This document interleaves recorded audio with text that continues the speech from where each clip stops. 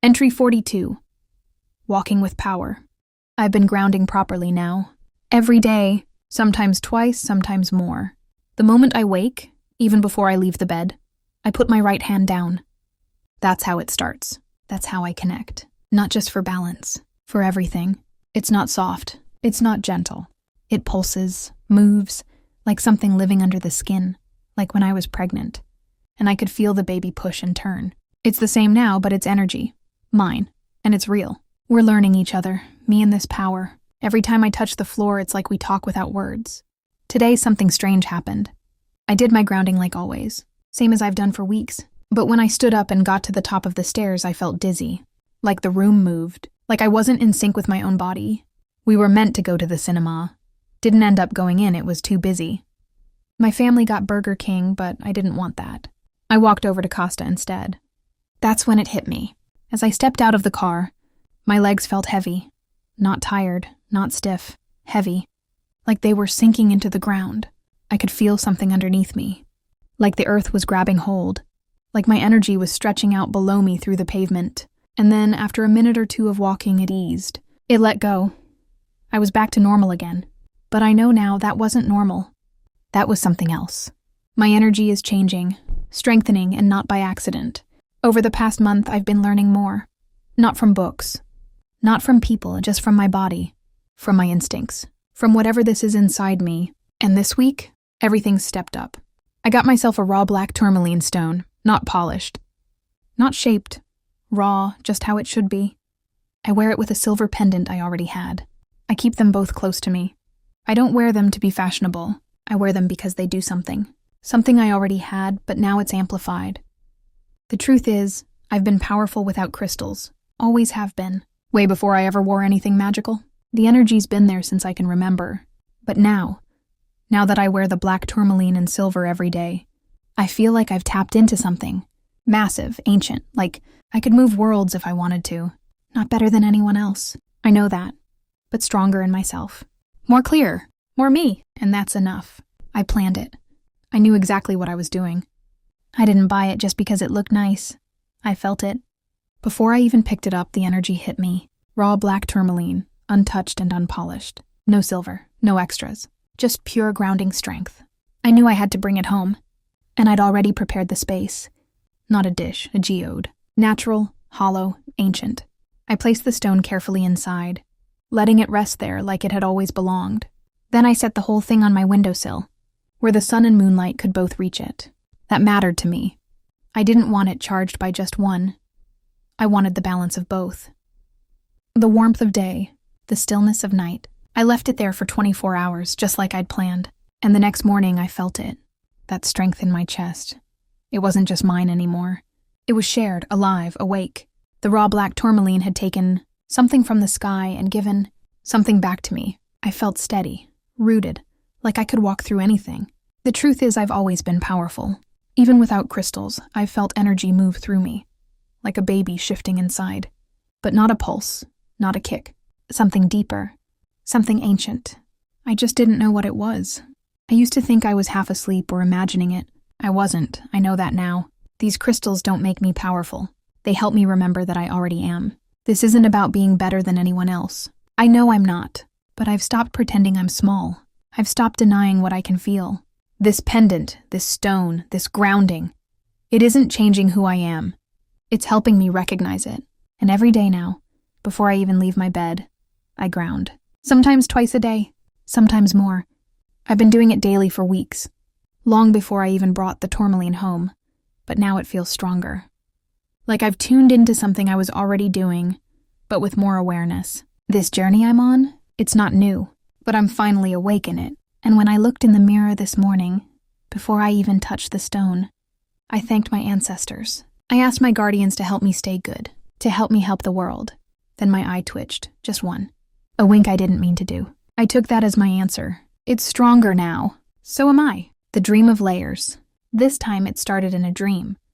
But it wasn't just a dream, it was like my third eye opened, and for real.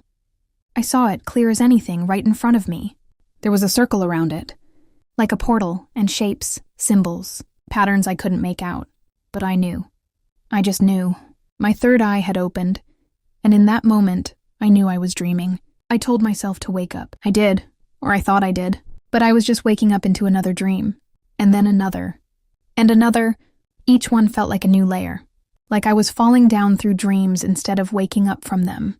At one point, I looked in a mirror and saw a mark across my face. I had put it there. My nose looked swollen, and my nostrils were closed like slits, like a fish or something not quite human. It felt strange, like I was made for water, not air. Then it shifted again. In another layer, I was running from something. There were houses burning all around me. Old wooden houses, set alight, smoke and fire everywhere. I knew I had to escape. I ran out of the flames holding something. Maybe my book. I think it was the power I never asked for. Like even in the dream, I was carrying my truth with me, running from danger but not letting go of what I've made. Then another shift. Another dream. Another layer. I've never experienced anything like it. It wasn't like dreaming. It was like traveling. Not through places, but through myself. Waking up again and again only to realize I was still dreaming. Each dream a message, a warning, a memory, something else trying to speak to me. And it all started with that third eye opening. This wasn't just sleep. It was initiation. A blink from my power. I know now what's happening. It's awakening my third eye. But I don't think it's fully open yet. Not completely. It's still coming forward, still showing itself in layers. Some days it feels more open than others. Some days it pulls back, like it's watching, waiting for me to be ready. This morning I stood in front of the mirror. I looked straight at myself, not just at my reflection, at myself. And I said out loud, "Thank you. To my ancestors, to my guardians, thank you. Please keep me good. Please keep me strong. I want to be good. I want to make this world a better place. We can do this, together." And right then, my eye twitched. It didn't feel like a spasm or anything random. It felt like a sign, like a wink. I said what I meant, and something inside me, or maybe around me, responded. It was like something answered without words. A small nod from the universe, a blink from my own power. Okay, so if this chapter feels a bit messy, that's because it was meant to be. I didn't sit down with a plan. I wrote it as it happened. I forgot bits and remembered more as I wrote. That's how real power works sometimes. It unravels as you go. But now that I've had time to ground, reflect, and actually research some of what happened, I'm writing this last part as a kind of witch's guide. Things I've learned from experience, energy, and study. No fluff, just truth. Raw black tourmaline. What it is: a protective and grounding stone used in witchcraft, energy work, and healing. It's known for absorbing negative energy, shielding your aura, and grounding your body and spirit. Best ways to use it: wear it, close to the skin, necklace, pocket, or held during rituals. Raw, unpolished pieces are strongest. Sleep near it, especially if you struggle with dreams, nightmares, or psychic overload. Charge it in sunlight, plus moonlight for balance. Cleanse it regularly. Smoke, sage, mugwort, sound, salt, or selenite. It absorbs a lot, so don't let it get overloaded. Use it during grounding rituals. Place it under your feet or in your hand as you connect to the earth. Put it at doorways, windows to stop outside energy entering your home. Why it worked for me? Because I was already powerful, and this stone helped focus that power instead of overwhelm me. It didn't give me energy. It helped me hold my own. Other crystals I've used. These are just a few I've worked with personally, or plan to use in connection with the witch's fire, amethyst, for dream clarity, third eye support, and calming the mind. Selenite, for cleansing and angelic protection. Never needs charging. Labradorite, for psychic protection and transformation. Great for witches. Clear quartz, amplifies everything, including intentions and spells. Be specific. Black obsidian, deep shadow work and uncovering truth, but intense. Carnelian, for courage, motivation, and waking up your power. Best worn on the body. Moonstone, feminine energy, intuition, and emotional clarity. Great for mirror work. Use what calls to you. That's how the magic starts. Talking to your ancestors, guardians in the mirror. Here's how I do it, safely and with full intention. 1. Clean the mirror physically.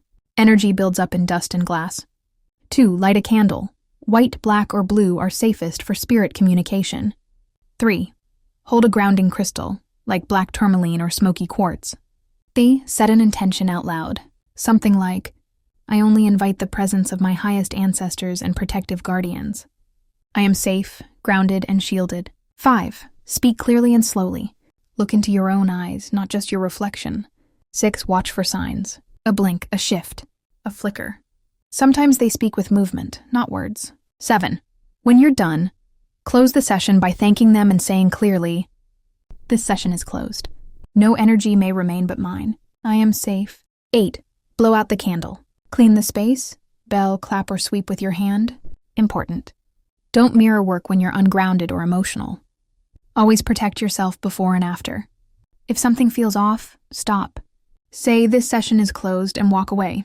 Some of this happened exactly how I wrote it. Some of it only made sense afterwards. Some of it, I'm still figuring out. But I do know this. You don't need crystals to be powerful. They just help you listen. They amplify what's already inside you. They help you come back to yourself. So if you're on this path, take your time. Let your instincts speak. And don't be afraid to write it down, even if it's messy, because that's where the magic lives.